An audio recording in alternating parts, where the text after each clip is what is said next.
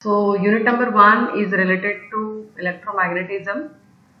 So in this particular unit we are going to see what is the magnetic field, and before studying the magnetic field, just basic introduction we are going to see of this particular unit, that is what is magnet, what are its properties, what are the types of magnet, what are the laws of magnetism. Okay, so let's have the look. The image gives you certain information which is related to this particular unit called electromagnet. So what you are getting from this figure, one by one you can point out what you are getting from this particular image. Please unmute your mic and give me the answers. Electromagnet. It's an electromagnet. Okay, because of which component this Nell is going to act as an electromagnet? Battery. It is a cell. Yes, very good. So battery is connected to this Nell, okay, and over this Nell, so when this wire ends, both the ends are connected to the positive terminal and negative terminal, the current starts flowing from positive end to the negative end through this number of turns, and when the current passes through this number of turns of wire, the Nell gets magnetized. As this Nell gets magnetized due to electrical supply, it is called as electromagnet. And what this Nell is doing, how you came to know that this Nell is now become an electromagnet? What indicates you that it is acting as a magnet? The clips are attracted towards the nail. Very good. The clips are attracted. U-pins are attracted towards both the ends of this particular nail. So these two ends are called as what? These two ends are called as what?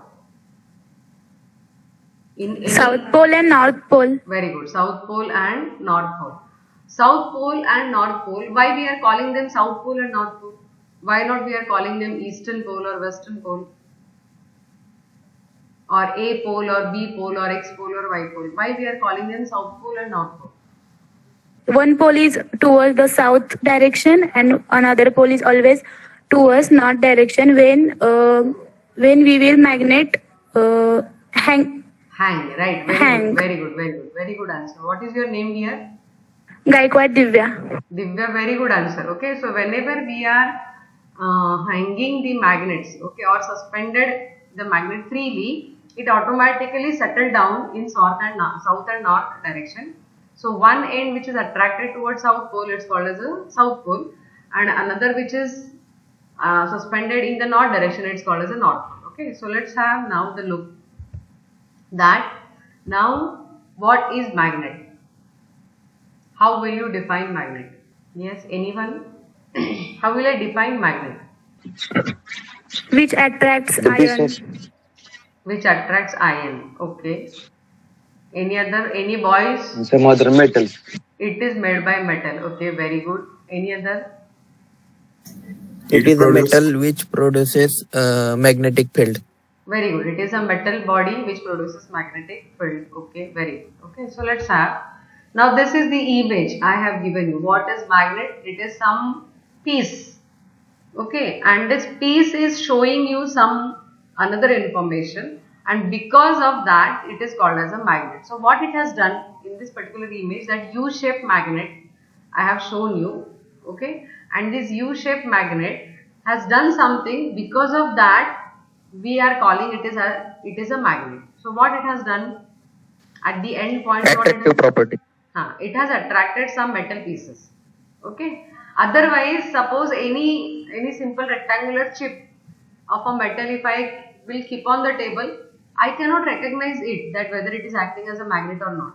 But if I am keeping that particular chip, or if I am keeping that particular bar of a metal, keeping in the iron pieces powder, okay, if I have a tabletop and I have spread the metal powder, and on that particular tabletop if I am keeping the bar of a magnet, then immediately the particles of that powder will attract towards the both end of that particular bar, and then I will recognize, yes, that particular bar which I kept it on the table is a magnet. Okay, so what is a magnet? Magnet is a piece of a solid body which has property of attracting iron and some other metal pieces. Okay, so it is a solid body which is having the property of attracting iron and some other metal pieces.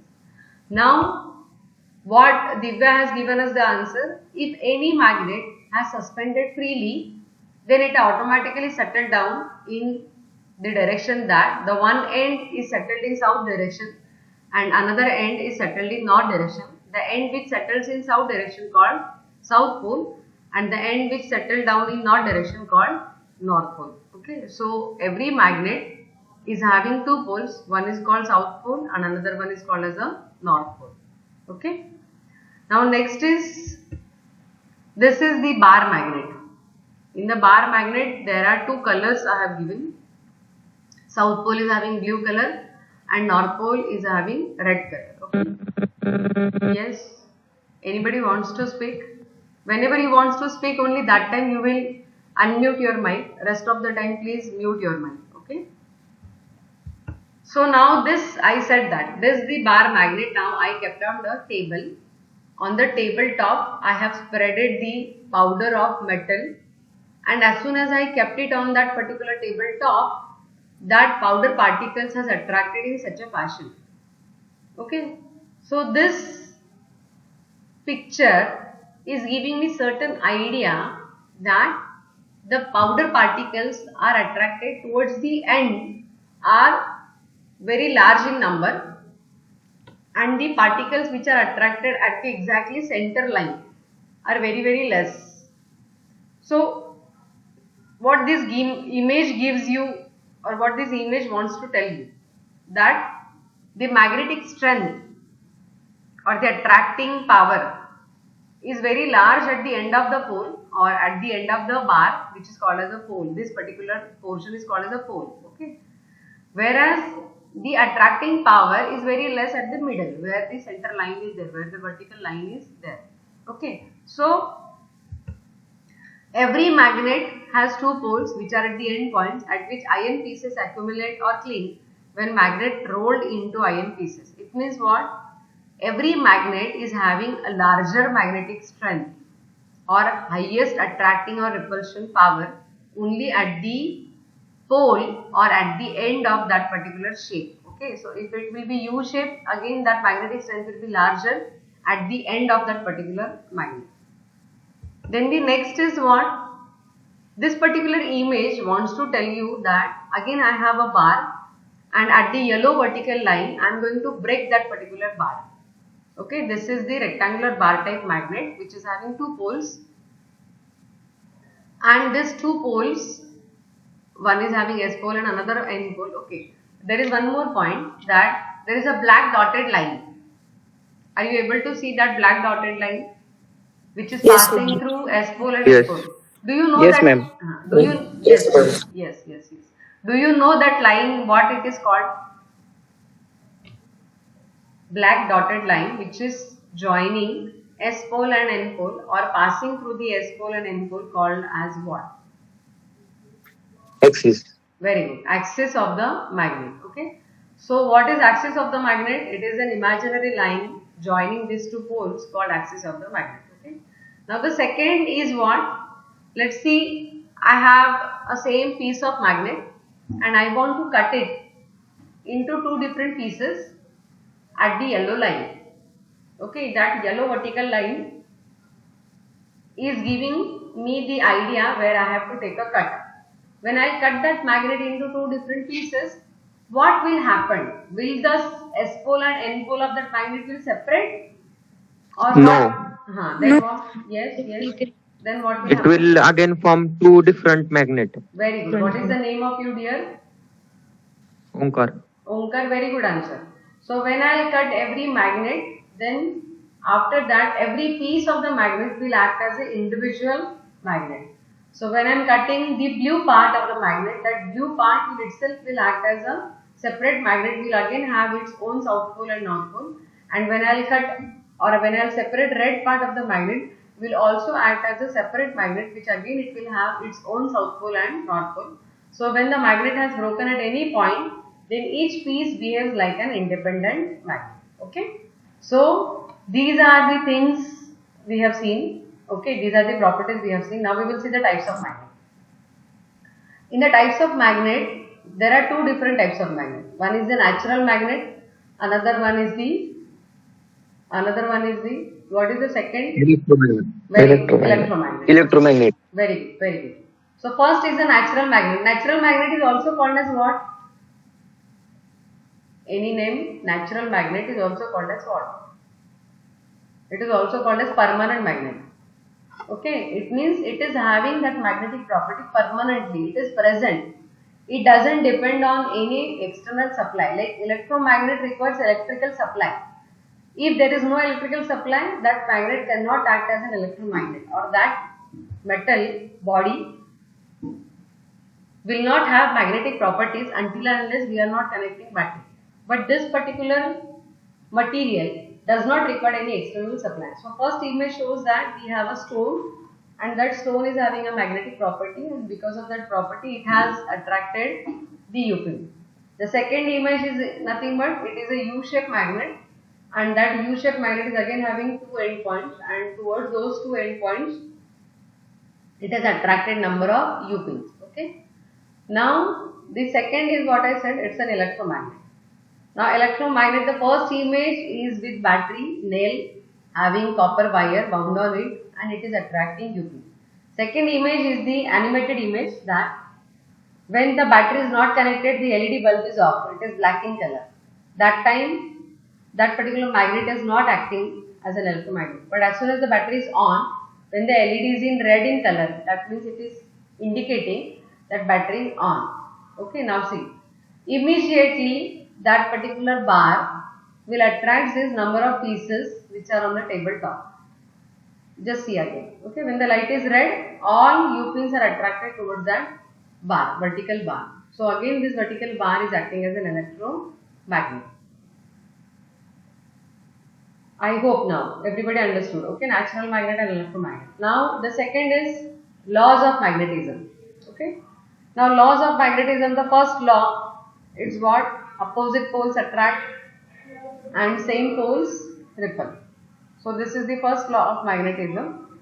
Now the second law of magnetism is, it is also called as a Coulomb's law. The Coulomb's law is what?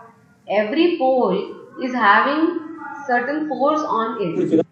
Every pole is having a certain force which is acting on it. It may be either attraction force or it may be repulsion force. And when we want to calculate that force, how to calculate?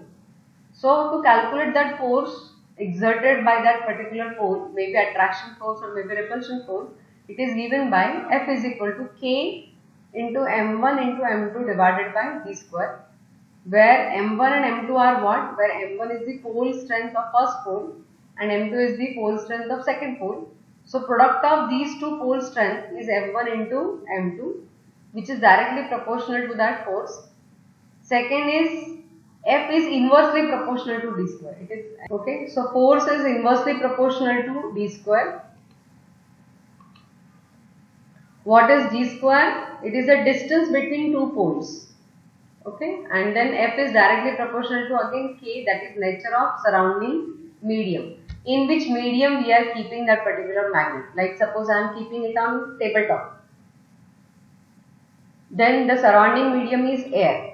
If I am keeping that magnet in the water body, suppose I have a tub and I am filling that tub with the water and then keeping that magnet, then how much is the force exerting on that particular pole will change, because now the surrounding medium is water.